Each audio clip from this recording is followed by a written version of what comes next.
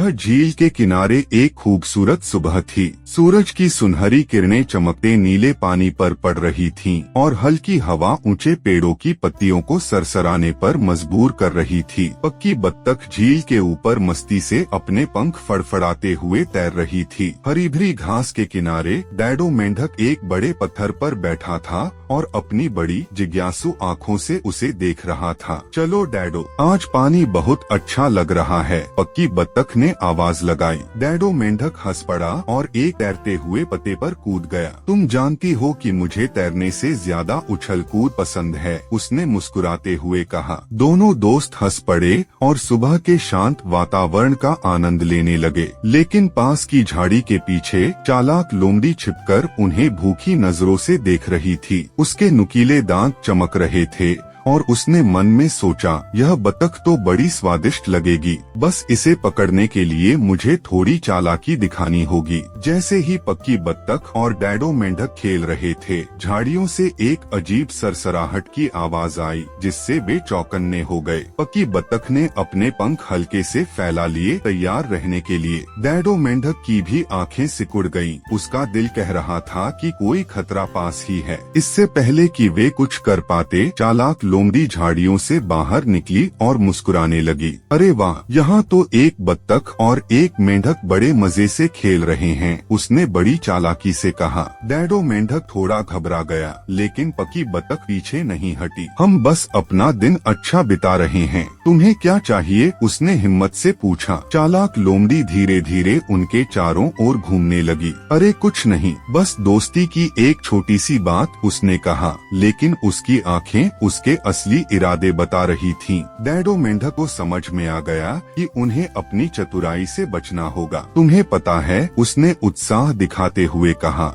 हम अभी अभी एक नया खेल खेलने वाले थे, क्या तुम्हें खेल पसंद हैं, श्रीमान लोमड़ी? चालाक लोमड़ी ने उत्सुकता से भौहें उठाईं। खेल, उसने पूछा। पक्की बतख तुरंत डैडो मेंढक की योजना समझ गई। हाँ, इस खेल का नाम है सबसे तेज कौन। इसमें हम देखते हैं कि कौन सबसे तेज दौड़ सकता है, उसने खुशी से कहा। चालाक लोमड़ी ने गर्व से सोचा, मैं तो सबसे तेज हूँ, यह तो बहुत आसान होगा। ठीक है, खेलते हैं, उसने कहा। पक्की बत्तख ने झील के पास एक ऊंचे पेड़ की ओर इशारा किया। जो सबसे पहले उस पेड़ तक पहुंचेगा, वही जीतेगा। डैडो मेंढक ने सिर हिलाया। तैयार, ध्यान दें, जाओ। जैसे ही शब्द पूरे हुए, पक्की बत्तख ने अपने पंख फड़फड़ाए और डैडो मेंढक झील की ओर कूद पड़ा, न कि उस पेड़ की ओर। चालाक लोमड़ी पूरी ताकत से पेड़ की ओर दौड़ी, लेकिन जैसे ही उसे एहसास हुआ कि उसे बेवकूफ बना दिया गया है, वह गुस्से में चिल्लाई, अरे यह तो धोखा है।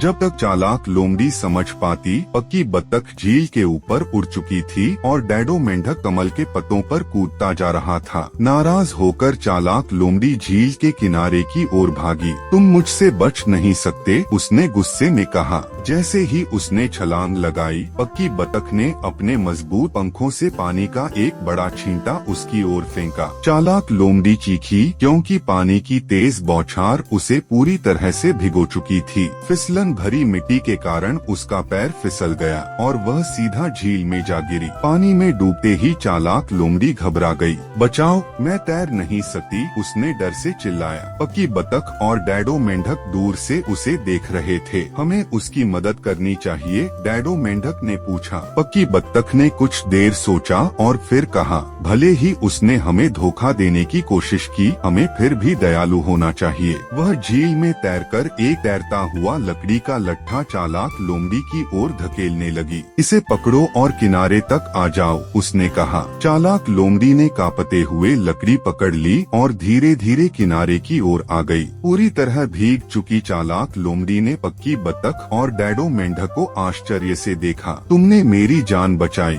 जबकि मैंने तुम्हें पकड़ने की कोशिश की थी, उसने चौंक कर पूछा। डैडो मेंढक ने सिर हिलाया। क्योंकि असली ताकत दया में होती है, उसने कहा। पक्की बत्तख मुस्कुराई। हमें उम्मीद है कि तुमने अपना सबक सीख लिया है, उसने कहा। चालाक लोमड़ी ने लंबी सांस ली और सिर झुका लिया। हाँ, अब मैं किसी को धोखा देने की कोशिश नहीं करूँगी, उसने वादा किया। जैसे जैसे सूरज ढलने लगा, पक्की बत्तख और डैडो मेंढक झील के शांत पानी में वापस आ गए, खुश और संतुष्ट। यह तो एक मजेदार रोमांच था। डैडो मेंढक हंसा। पक्की बत्तख ने सिर हिलाया। और यह सीखने के लिए कि सच्ची जीत हमेशा दयालुता में होती है, उसने कहा। दूर से चालाक लोमड़ी उन्हें देख रही थी, गहरे विचारों में खोई हुई। उसे महसूस हुआ कि चालाकी से ज्यादा अच्छा इंसान बनना ज्यादा फायदेमंद होता है। आखिरी बार झील की ओर देखकर वह वहां से चली गई, एक बेहतर बनने के संकल्प के साथ। सुनहरी शाम के रंग झील के शांत पानी में झलकने लगे